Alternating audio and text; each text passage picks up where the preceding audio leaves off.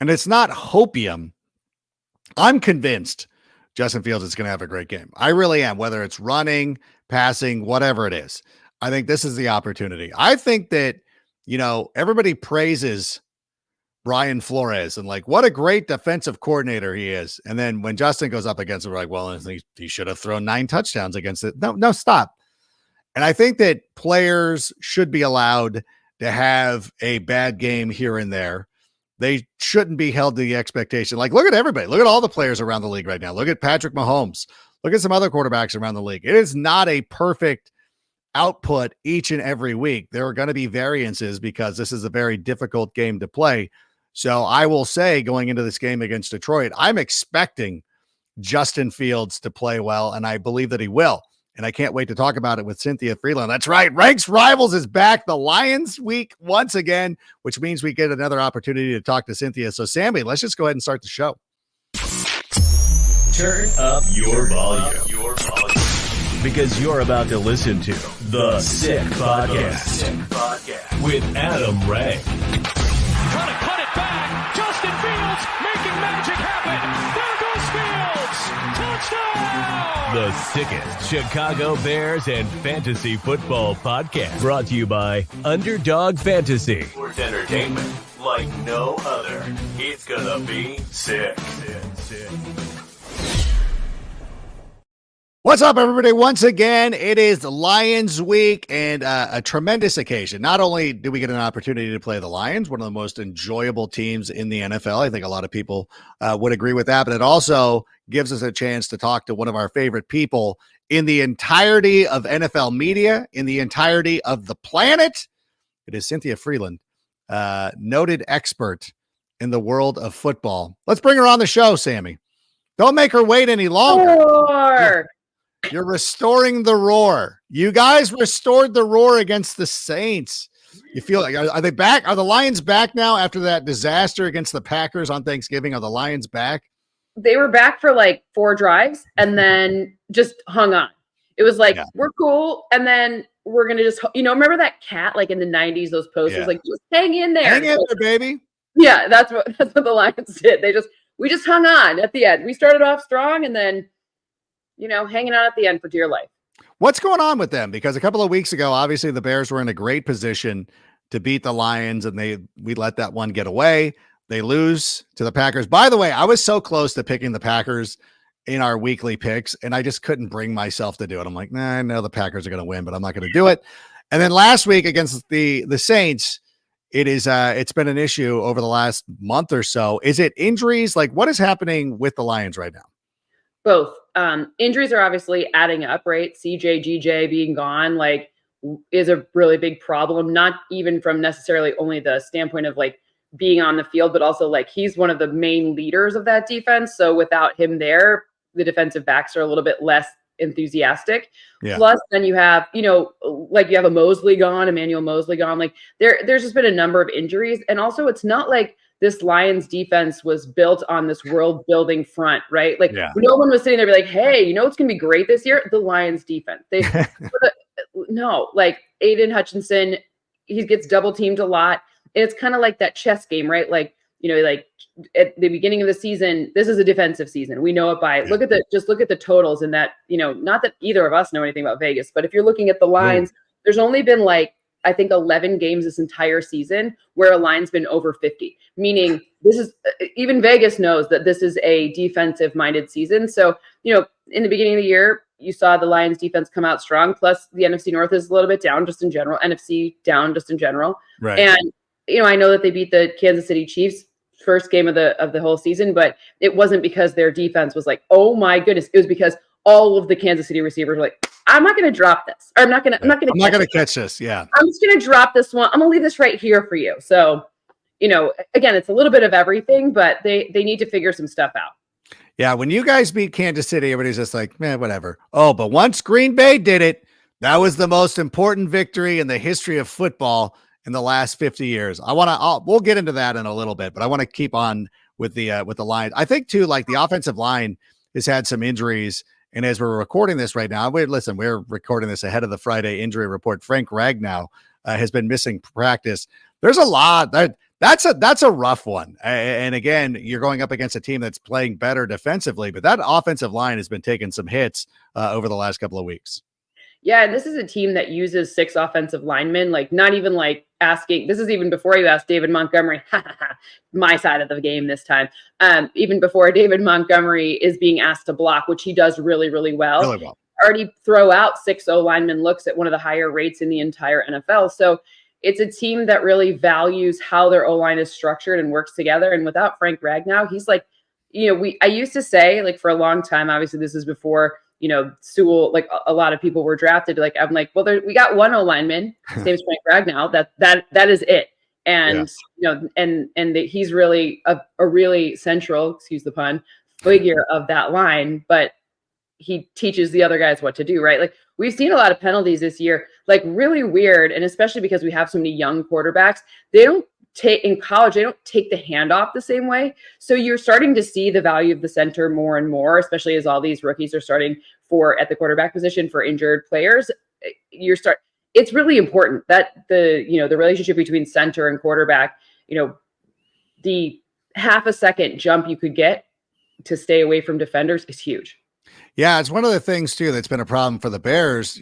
They've had some issues at the center position, and then depending on who the center is, like I remember when you would play intramural football and you had to have one of your friends be like, hey, can you come play center? And they would loft it like they're throwing a slow pitch softball as opposed to actually snapping it.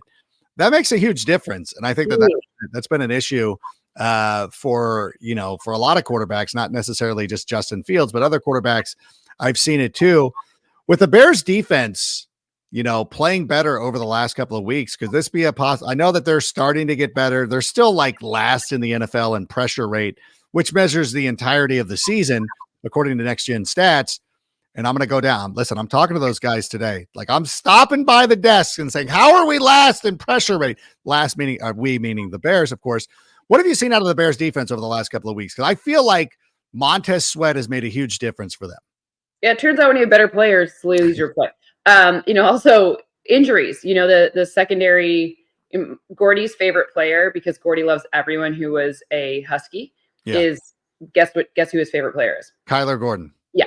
And, Kyler, Gordy, Gordon, it's like all perfect and poetic. Perfect. So, with the secondary getting healthier and the fact that, the fronts and backs work together, right? We all know this, right. And we all talk about it all the time, right? Like, if you get good pressure up front, maybe the corner helps by blanketing the pass catcher, but also, the front and the back work together. It turns out it's true.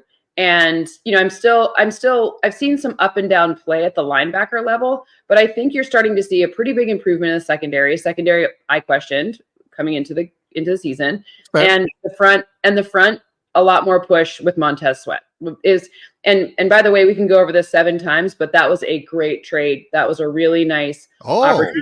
Mm-hmm. Yeah, we can go as many times as you want. I know the immediate reaction was swift to damn the Bears. Like, how dare they trade for a player that they're not going to be able to resign? You're like, yeah, they had an extension, and it happened very quickly, and it leads me to believe that Ryan Poles might know what he's doing. I don't know. I know a lot of people question him or whatever. That's why even when you get into situations like with Darnell Mooney and Jalen Johnson, the heart wants these players to continue to be members of the Chicago Bears, and I'm still hopeful that they will be a part of the franchise moving forward. But at the same time, I'm really starting to, not that I ever wavered, but I'm really starting to believe in a lot of what Ryan Poles is doing. And I think that some of the picks, like Tyreek Stevenson, has been playing pretty well. And I think even like Gervin Dexter has been a real force for them and really coming on strong. And Darnell Wright looks good. So I think there's a lot of trust going on with this. And I know that you guys are friendly. I know he knows me as the bald guy that works with you. Well, we went to college together, so I have a little bit of a leg up knowing him. But, look, the interesting part is if you look at kind of forecast forward, obviously, look, like we're still in the season here. We still got to stay in this. But looking at what's going to be available in free agency, this is going to be a really interesting wide receiver free agency. I don't know if you were watching on the Monday Night Football broadcast when they were showing Cincinnati alone. They've got like 9 players on that offense that all need to be re-signed, like including T. Higgins. There's some really interesting, and Michael Pittman's up. Like there's a bunch of people who are up this year who knows? Maybe like, the Colts are changing their strategy. Like who knows? I just think it's wide receivers going to be an interesting one, but O-line, this is a really strong O-line draft class. So if you can create options for yourself to add to the O-line, like you stay in great positions and Carolina keeps losing, like it's going to look a lot different. And that's it's hard to say because a lot of colleges don't play, the O-line plays terrible, but again, if you get to pick the one you want, you'll get the right one. No. And Ryan Cole played O-line, just in case people. No, and I thought that Darnell Wright was the correct choice going into last year. Before the draft, before the Bears even selected him, Brian Baldinger had said like Darnell Wright was a player that he absolutely loved. And I'm like, okay, I'll take note of that. Cause I always do my. Which way was he pointing when he said it? Yeah. Oh yeah. That the finger was going this way or that way, whatever it was doing. I will say this though. And let's talk a little bit about Justin Fields. Like the last time that we saw him, it was that game against the Minnesota Vikings. Scored 12 points. A lot of it too, like, the Bears get a little conservative. They do settle for field goals a little bit too much, but they really need to start taking advantage of the turnovers that they're getting. They've created like 85 turnovers over the last couple of games, and it's translated into 13 points. They still won a game against the Minnesota Vikings. What did you think about that last contest up against Brian Flores in that defense? And where do you stand on Justin Fields after a game like that? Well, first off, Brian Flores, another one of my college friends, Brian and Ryan Poles, very close friends, just so we're clear. He's been running one of the most interesting defenses that I've seen. It's clear he's making the most of his personnel, if you're reading between the lines, because I've never, I have to go back and look at like 20 years of data, but I can't remember a time when I've seen the same team have the highest numbers of 6 defensive back looks and also the highest number of cover 0. It's like he's like we're rolling, like which one are we gonna do? One or the other. It's binary, and he coin flips every time. He's like, let's just do that anyways.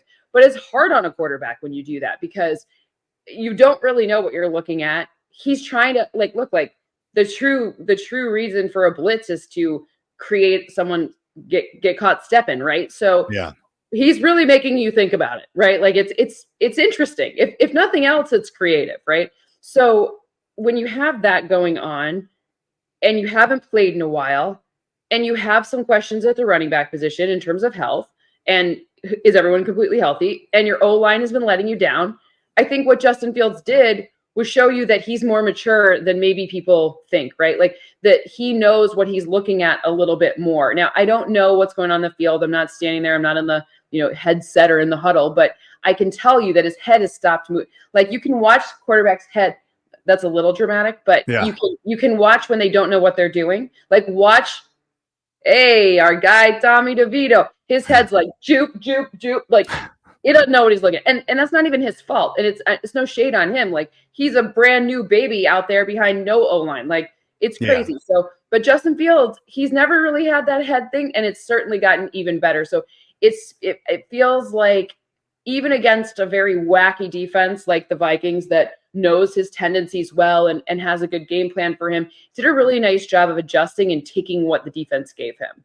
Yeah, and even when he made a couple of mistakes at the end of the game, one of the things that I've always wanted to see out of him that we really hadn't had an opportunity to check out yet. I know there's been some moments against Pittsburgh during his rookie year where they didn't end up getting the win partly because of the officiating, but still, he went out there. Never messes with games. I don't know what you're talking about. I know. And so, but to go out there and to play, like, I have 2 bad plays, and you're like, all right, well, it's on you. And like, even me, the most ardent of Justin Fields supporters, has been like, you got to win this game, dude. You got to go out there. You have to win this game. And that's exactly what he did. And obviously nobody wants to give him credit for it. But what about you as an NFL analyst? Did you look at that and you're like, you know what? That was pretty good that Justin Fields was able to rally the team for a victory. Absolutely. That was look, when you're working with your hand tied behind your back, meaning like this, dial back and pretend you didn't know which team it was. And you were to tell me, hey, this guy was drafted with a lot of expectations with a pretty terrible O-line and has had several different systems that he's had to deal with and had to learn different, ways of calling things and doing things, and is in this situation where, at least in the beginning of the season, had a subpar defense. I'm not being mean. Was not playing well. No. So what do you expect from them? Right? Like, it is always fun to see like Jake Browning come out of nowhere and the Jags defense allow him to look like freaking, the second coming of Tom Brady. But these are 1-game sample sizes where like it's just that is, I believe the Jags probably overlooking the Bengals as a as a team, right? Like, this is not my best versus your best. So if you were to blind resume, like, who would you rather want to have? Like, I think people need to stop. It isn't Justin Fields' fault. Like, stop pretending that there are all these substitutes out there that you can be like, hey, this one's better. By the way, only one guy or maybe two could be like elite. Like, I hate how everyone's elite. Like, you're throwing that word out. Like, Dak Prescott's probably he's a very good chance of winning the MVP, and he's playing really well. He's not elite. Patrick Mahomes is elite. Mm-hmm. Like, Brock Purdy is right now the odds-on favorite to win MVP. Do you think he's elite? No. Like, that's the thing is, like, you have to reserve the word elite for like the elite people, otherwise it means nothing. So you want a guy like if Justin Fields is a top 12 quarterback, you're fine, and that's probably where he is. I think he's better than 16, not 10. I just picked 12 as a random number. Like, I'm with you. Listen, go find me something better, please. And by the way, the Lions are doing it with Jared Goff, who 2 years ago we would have been like, That's aside. Like, Sean McVay made a decision, like, I can't win a Super Bowl with this guy. I'm sending him to Detroit to come bring in Matthew Stafford, which turned out to work. But Jared Goff is both of them, actually. Yeah. Not to say that Jared Goff's going to go to a Super Bowl, but he already been to one. But like, both of them are having better success in their new home. Like, okay. Stop acting like everyone needs to be the number one best. Like, well, I don't know, because like I was reading tweets from Rich Eisen, who was like, I didn't mean to. It popped up in my timeline where he was ready to say that Jordan Love was elite, and I have to pump the brakes on this because, and I don't want to get you into trouble or anything like that, but like, I swear to, like, what Jordan, they won the game. He played well. Like, the throw where he throws a pot, like he throws like he's like, I'm playing 3 flies up with my kids, and he lost one that when he launches it, you're like, that's getting picked. Like, anybody, like Orange High School should have been able to pick off that ball, and then it lands, and I'm not going to say who it was, but people are like, oh, that was just dropped it in a buck. Stop it. Just stop it. He got away with one. This is the thing. Like, I do this, like I talk to people, like when I'm coaching, and I listen, there's my Red Lightning squad right there. I love talking about coaching. There was a referee that missed an offside call in a game last weekend during our area tournament. I would not be a referee. I said, hey, I go, they're offside and whatever. And then like he did a big thing. And I said, you know what? Here's my deal with this. You can miss a call. Just don't lie to me. That's fine. Like, if you didn't see it, just be like, I didn't see it. Like, oh God, I kind of missed it. That's fine. I'll accept it. You don't lie to me. I know that you're supposed to stand strong and stand by your call, but I'm telling you, human being, somebody who works in professional sports, don't lie to me. That is worse to me than anything else. So when people come out there and these fans who could just want to be disingenuous, like, oh, what a great, who does a throw? Like, shut up. Not you, but shut up. I'm tired of it. Like, it was, like, they got away with one right there. It could have been picked off. Like, my whole thing when the ball went into the air is I'm telling the Chiefs to bat it down. Don't catch it because it's 4th down. Bat it down. And then I don't know what they were doing. And Romeo Doubs or whomever it was, Trevade, I don't care, goes out in there, it's disgusting. I'm getting sick of it already, and it's just getting started. The funny part is like, again, like, let's stop needing everyone to be either Aaron Rodgers or someone that's been out of the league, right? Like, stop it. Like, stop making it binary. Like, what's really is impressive about Green Bay is they've now finally tinkered enough with this super young offense that in a lot of ways doesn't know what they doesn't know. They're finally tinkering with it enough that it's working. And that's really more of a credit to Matt LaFleur, as much as you and I don't want to do it. Like, it's really like, okay, this is what my guy can do here, and this is what Dontavian Wicks or whatever can do here. Like these are it's not like you're like, this is, again, it's not everybody needs to be the next everybody, right? Like sometimes it can just work with a collection of guys doing things correct together and getting in that good vibe. Now, once we have, I will say, like, the way that, to me, the way I look at things is through a lens of data. So there's kind of points in time when you can say, okay, they're kind of through their 100 level, of being a quarterback. Then they're in their 200. Then they're in their 300. You don't really know who they are until like after 300, meaning 100 is like, I get to do the weird stuff I can do well, and it's an advantage because defenses don't know what to look at. 200 is now defenses are scheming against me and specifically for my skill set. And do I make it to 300, which is I'm going to just best you with my stuff. And like Patrick Mahomes does that all the time. Like, do you ever have any doubt? And you can feel it as you're watching the gut. But, Jordan Love has now graduated to 200 level. People are starting to get a game plan against him that's relative to him. But you get an advantage when you have this switch and you have more knowledge about your guys than they do about your guys. It's happened for everyone ever since the beginning of time, right? Like, so, okay, like that's great. He's now at 200. Now what happens? Can he rise above it when defenses start to adjust to him? Like CJ Stroud. CJ Stroud actually made it to the 200 level before Jordan Love did. Yeah, he did. Yeah. And now he's starting to see a lot of like cover 2 and 2 high safeties. And the Broncos blitzed him on early downs last week. That was how he's really come, because that's a good defense. And they weren't like, this little punk. They were like, no, we're coming for you, right? Like, we're going to blitz you on early downs. We're not going to wait till third and make you West. No. That's respect right there. And you know what? CJ Stroud, he knew what to do. Like, yeah, he played very well. So it's just one of those things where it's like, okay, like, yes, Matt LaFleur has done a really good job with this. And turns out Jordan Love, who's a professional, not garbage. Like, why do we need people to be like, I don't know. He's not elite.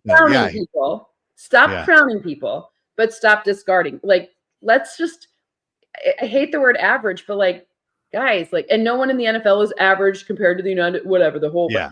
But they're better than me. Players. There has to be. It's the way the world works. It is interesting because we would see this with Kyle Shanahan whenever Jimmy Garoppolo would go out and like CJ Beathard or one of those guys would come out and play Nick Mullins. They would play really well. CJ Beathard this week, bro.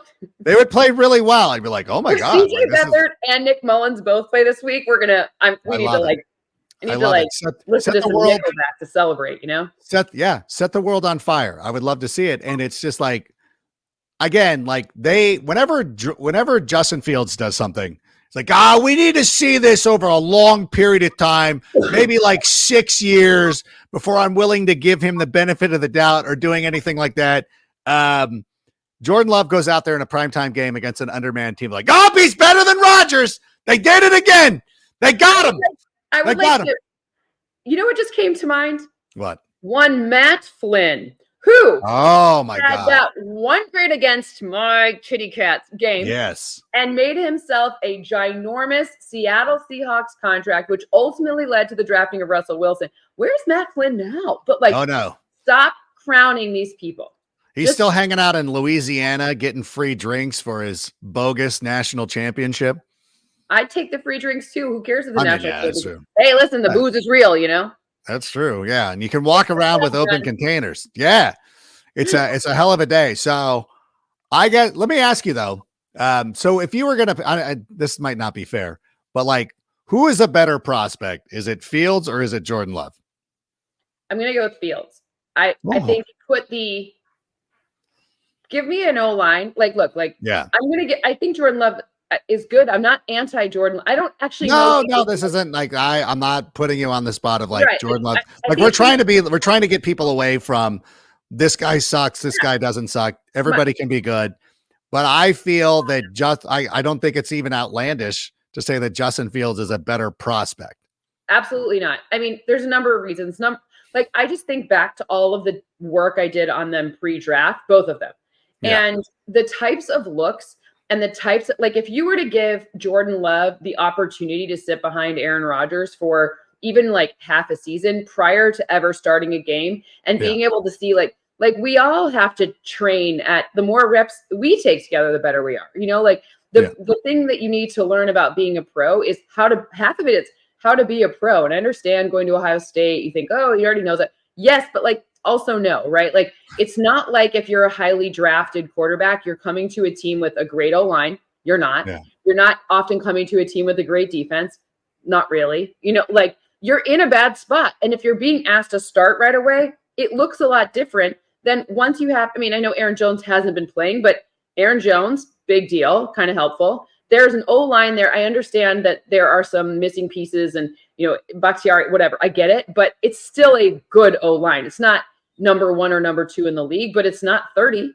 So, so give it like, let's like pump the brakes on all of it because I would like to see what happens now. I haven't really seen Jordan Love face any like disguised coverages and leverages. Like he kind of gets zone or man looks, and they use a lot of eye candy with motions ahead of the snap. Like if you were to have the game planner for Green Bay plan the games for Chicago, like with the idea of wanting Chicago to win, work there. Right, yeah, I got it.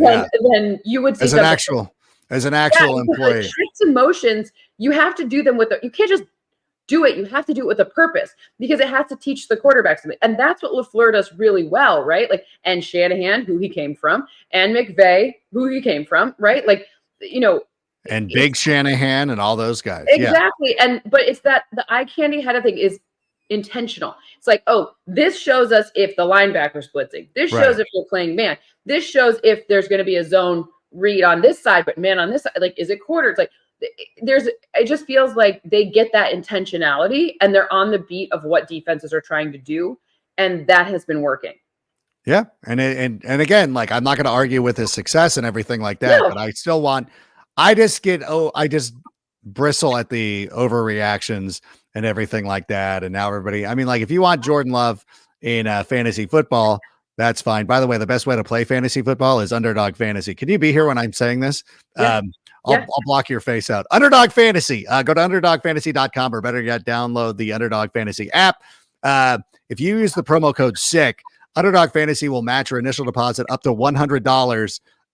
It's free. It's easy to get started. So go out and do that. Underdog Fantasy, underdogfantasy.com, the easiest way to play fantasy football. Take the knowledge that we give you when we talk about that and all this good stuff. I will say too, like Justin Fields is such an incredible prospect, and my whole thing is like, I would rather keep Justin Fields and use the bonus picks with Carolina, not knowing where it's going to end up. But I also understand like people being like, well, if you're going to fire the coach and the coordinator, you might as well get rid of the quarterback and everybody start on ground zero. But like, where do you stand on that? What is your feel? Like, I'm not asking you to say what Ryan Poles would do, but what would you do? I don't know what Ryan Poles would do. I've never asked for what Ryan. I know, I'm asking Cynthia. My preference is to keep Justin Fields. Your girl is a gambler, meaning I want more. The chances that you hit right on 1 are very low. The chances that you hit right on 3, that's better. Meaning if I have the equity from pick number 1 and I have Justin Fields, which is a known quantity, I make just like the Ravens did for Lamar Jackson back in the day. I set this man up for success. I figure out how to flip pick 1 and pick whatever into maybe 4. Like think about like the top this year, it's looking like maybe like 2 rounds are going to be like what we thought about 1 round last year is probably what we think about 2 rounds this year. So there's more better players. Beautiful English by me. Yeah. There's the more better players from Michigan over here. You can take the girl out of Lansing, but you can't take the Lansing out of the girl. Anyways, but I would flip it for as many as possible because the chances, like, stop putting all your eggs in one basket when you don't have to, right? Yeah. Let someone else make that investment because the chances that you end up at like the Bengals is very, very rare, right? Like it doesn't work very often. And even the chance that you end up like CJ Stroud and the Houston Texans picking twice in the top 3, also very rare. And that wasn't because, CJ Stroud was the only one there. They also got Will Anderson, their defense and that defensive front. And by the way, at the end of the season, their defense was pressuring teams pretty well. So it's just, you are never, in my opinion, unless you're really going to have you don't have a quarterback, like there are some teams that are in this position. It's, you punt on something when you're sure you're done with it. You don't punt on something when you just want to be like, oh, like bring in my guy. Like Yeah. that, and by the way, that's not how these college players think anymore. They all live in the transfer portal. They all live in NIL. So stop like it's be a business. Don't sit there and be like, oh, this loyalty. Like loyalty is nice. They like they all go in the transfer portal. They all do. They're all not above it. It's just a different breed. It's a new world. Yeah. Yeah. I mean, if you're the Jets, and if the Jets somehow had stumbled into the first overall pick and you're like, you want to move on from Zach Wilson, and that makes a lot of sense. Even Aaron Rodgers, because he's going to be coming off an injury and everything like that. Those kind of situations make a lot of sense. I don't think that the story, I said this to the Red Lightning after we lost in our area tournament. I said, our story's not done yet. And I feel the same way about Justin Fields. And I would rather surround him with a lot of great players. Like if you use that first overall pick on Caleb Williams, you're sort of still putting him behind the 8 ball. But if you can sit there and move down and get Marvin Harrison Jr. and you get another stud, and then you get all these other picks, like that is like, you have to compare, like, and again, this goes back to this, you know what? It goes back to last season when everybody wanted, or not everybody, but when people are like, the Bears should just take Bryce Young and be done with it. Remember those, not you, but like, remember those conversations? People were legitimately saying the Bears needed to move on and reset the clock with Bryce Young. What would that look like right now? You wouldn't have Darnell Wright out there. You wouldn't have a number of players out there. Like you wouldn't have DJ Moore. What do you think that would look like? What would Bryce Young with the Bears without Darnell Wright and DJ Moore? What would that look like this season? That's how ridiculous it is to be like, Caleb Williams is not guaranteed to be even look at like the next month or 2 months, it's going to be like, maybe it's still Caleb. I don't know. I think it's dropping. It'll be like, yeah. Drake May gets into the mix. And by the way, even the best looking prospect doesn't always pan out, right? Like, you know, even Trevor Lawrence has been fine, but he hasn't been a world beater like people expected him to be.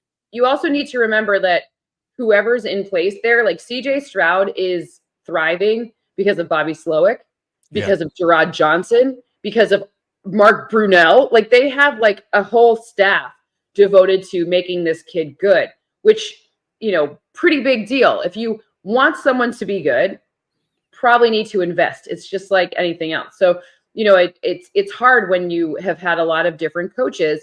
It's hard to succeed. It really is. Like until you're able to be the coach like Aaron Rodgers or Tom Brady, etc., it's very hard to succeed with a lot of different game plans coming at you real fast. Like even Tua now. Yeah. When has Tua taken this big step forward? Like where we really believe in Tua? Well, now he has a little continuity. Sure, it helps that he has awesome, you know, skill players around him, but continuity allows him to understand that he just needs to get in the hands of freaking Tyreek Hill. But like, yeah, I mean, even like it matters. And a lot of the good quarterbacks this season who will be in the MVP conversation, including Tua Tagovailoa, Dak Prescott, who you mentioned a moment ago. The haters and the people on the internet were ready to get rid of both of these guys just last year, even this year. You know, people were ready to make decisions. Jalen Hurts, you know, like people were ready to get rid of Jalen Hurts at one point as well. That's why it's important to go out there and make the investment around him. I'm glad we could come to this. I'm really glad that we were able to talk about this. I feel great about this. I'm a little worried about this game. I'm hopeful that the Bears are going to win it. How do you see this one working out? Let's get your pick for this one. We're sneaking ahead a game day view. What is going to be your pick for this game? So my math picks the Lions, not by very much. I don't know what the line is, but I think I've got like a 2-point win for the Lions. Very close. The Lions defense has shown its warts. Now, and of course we have our indoor cat is playing outdoors. You know, obviously Patrick came up with a really smart thing about that indoor cat. Oh my God. Some jokes are just for us. Some of them, yes. Anyways, but I'm a little concerned. Now, if the Lions didn't have both of the rookies that are being just absolutely sensational on that offense, I would feel differently. But I think this is the point where, you know, you got David Montgomery, his first time back in Soldier Field, and he's out there. Jahmyr Gibbs has shown us he can be Jahmyr Gibbs is fast. Yeah, right. I did this like Twitter space with Brian Branch and asked who was faster between he and Jamison Williams. And he's like, I actually don't know. So, I mean, and we talked about Jamison Williams being really fast prior to that too. So I mean, if they didn't have Laporta and they didn't have Jahmyr Gibbs, it would be a lot more dicey. Obviously, Amon-Ra, they're like, in addition to all the other like really good guys, but those rookies do make a difference. I think the Lions drafted them maybe a bit high, but that's a different discussion for a different day. But I'm worried about the defense. Now, if the Bears come out and Luke Getsy cooks up this plan where on the first 3 drives the Bears score, or on the first 2 drives, and I'm not even talking about touchdowns, I'm talking about scores. 3 drives they score, it's going to be hard for the Lions. They're not built to come from behind outdoors with the defense in its current state. So it's really going to come down to those scripted plays for me, those first 15 for each team. Whose offense do you trust more? And I will say I do trust Ben Johnson a little bit more. Get your grubby paws. All right. No, we would listen. You actually, when you were talking about the relationship between Ryan Poles and Brian Flores, that little light bulb went off in my head. I'm like, that's interesting. That could be something that we revisit later. And here's the things to keep in mind. The same, like I always look at who they knew, like college, whatever, what tree they come from. So Kansas City, but also who's their agent, because agents often do these pairings together. Of course. And so Poles is A1, athletes first. So you've got, that's something to keep in mind. Just as we now everybody in the comments are going to be looking up athlete. So does Flus. Flus has them too. We understand that. That worked out perfectly. But he's still got some time to go. By the way, before I make my pick, I want to let everybody know that this game is obviously in Soldier Field, but if you're finding yourself on the outside of this game and you're looking for a place to watch it, Game Room Chicago at the historic Chicago Athletic Association Hotel right across the street from Millennium Park. It features billiards, shuffleboard, skee ball, papa shot, and so much more. And it's plenty of space to watch your favorite game with a menu featuring Michelin-starred chef Mari Katsumura's snack foods. There are beer towers, a weekend Bloody Mary bar, and shareable signature cocktails. Game Room cocktail with anyone? Hey, I wouldn't share, but some people might. But Game Room Chicago is the place to be on game day. So if you want to watch it in a nice warm spot this weekend, go to Game Room Chicago. Let them know that the Sick Podcast sent you there. And not surprisingly, I'm picking the Bears to win this one. I think they come out and they make a concerted effort. Matt Eberflus mentioned this in his press conference on Wednesday. Like, I don't know. Like, Justin Fields throws a great deep ball. And so I think that's going to be a concerted effort this week. And still, that was another thing, too, about the Jordan Love on that fourth one. Like, everybody praising Jordan. What a great read. I'm like, you know what? Justin Fields made that same read against Detroit.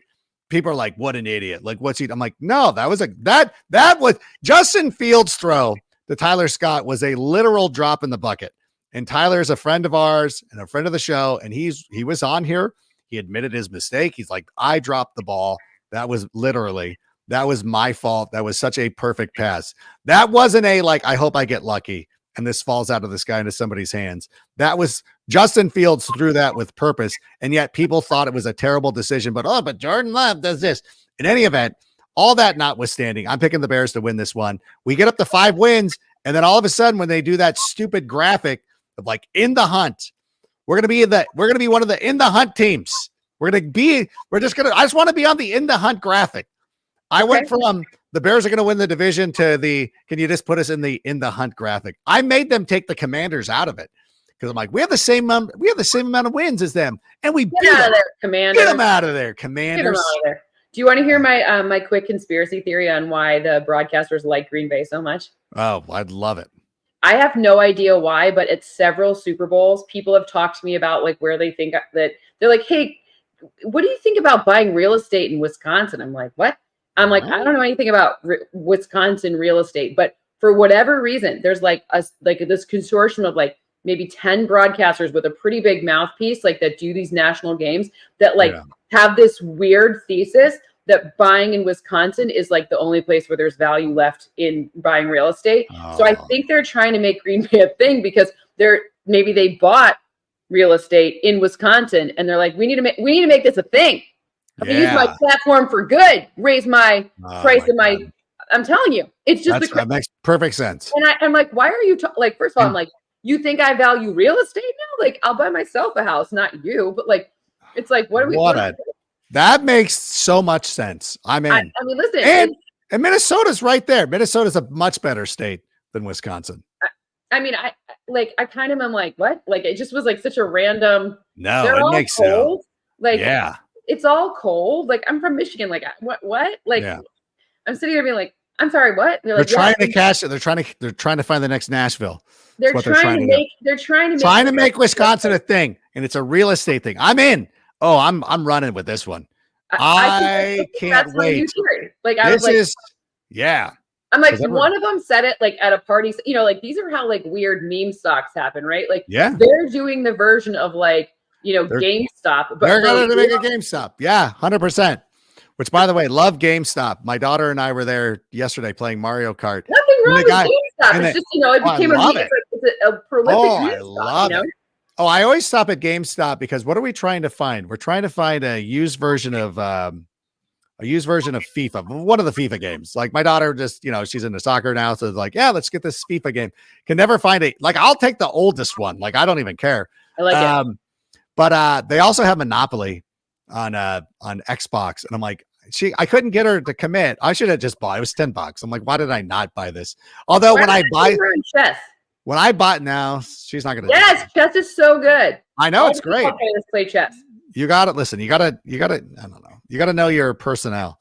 And I just don't think chess is good. I'm sure she'd be great at chess. She would be. She's a very good thinker. And she's very, I'll come teach her chess. I'll drive down. She's learning a foreign language. She's learning Spanish. Smart. So she's already in 3rd grade learning Spanish. And so, you know, so I don't want to have to push her into chess. Like, if you want to sit here and play into chess. All right. Like, chess is cool. Chess is cool, like Cynthia. But in any event, thank you so much for being here. Check us out on NFL Fantasy Live. Check us out on Game Day View. Oh, I don't get to be on Game Day View. She's on Game Day View. I'd love to have you on Game Day View. I have been every Friday. I'm like, can we just send Florio to the Game Day View set, and then we'll just bring Cynthia right on over. It's the same set, but still different times. Florio, your call time's now 3, not 2. No, I don't mean that in a bad way. I don't listen. We sit here and we make decisions. We make start-sit decisions all the time, and you can't take it personal. When you're like, hey, I'm sitting George Pickens. Like, it's not a personal thing against George Pickens. It's just like, I would prefer somebody else. Similarly, in a game that you're going to watch, I would start Cynthia over Florio. It's done. I would do it, and I would let him know. And I don't think there's anything wrong with that. I don't think I don't think Florio would be mad at you for saying that. No, he knows. And I'm sure that there's a million people he'd prefer over me, and that's fine. No. And I'm okay with it. I'm all set. But in any event, thank you so much for being here. Enjoy the games, and we'll do this again soon. Maybe during the playoffs. Can you come back during the playoffs and we'll make game picks? And especially if we do it, I know this is crazy, but like as a Lions fan, I like rarely get to talk about playoffs with the Lions. Oh my God. Yeah, let's do it. Oh my God. We're going to do that for sure then. So knock on wood. Maybe the Lions make it. Who knows? I think I was barely cognizant of like life when they last made a playoff game. So yeah, home playoff game rather. And they got ruined by the. Don't even talk about that. I just need them to go. At least. By the way, hey, did you watch the Barry documentary? Not yet. Okay. I'm saving it. You know how? Well, I'm gonna give you one spoiler. I mean, I know the story. You know, he retires. No, but you know how whenever they show the promo for it, and I always call out the Tony Casillas play. They talk about that at great length. That's hilarious. Even Barry calls it out. I'm like, yeah. Cynthia thinks I'm a lunatic because every time I'm like, what's this? Well, you're definitely a lunatic, but not because of that. Okay. But I'm saving it to watch with my dad because like that's fun. All right. That's kind of our thing. When I was little, he used to take me. There's Meyer. He used to take me to the game, and then we go to Meyer, and then I get a goldfish after. Of course. I had like 13 goldfish. I love it. Named Barry. Ha! Love it. All right. Well, thank you so much for being here. Yeah, pulling back the curtain. I'll see you in a couple of hours for NFL Fantasy Live. Figure out which day this was recorded on. But in any event, thank you so much for Cynthia. I'm Adam. I'm going to say bear down. You can say restore the roar. I think Rory and Staley are BFFs secretly behind the scenes. Secretly. Oh, yeah. They go way back to Decatur and Portsmouth. All right. Sammy, go ahead and play us out. This could go on forever. And that's a wrap. Hope you don't miss us too much until next time. Follow the Sick Podcast with Adam Rank on YouTube, Instagram, Facebook, Google Play, and Apple Podcasts. Brought to you by Underdog Fantasy.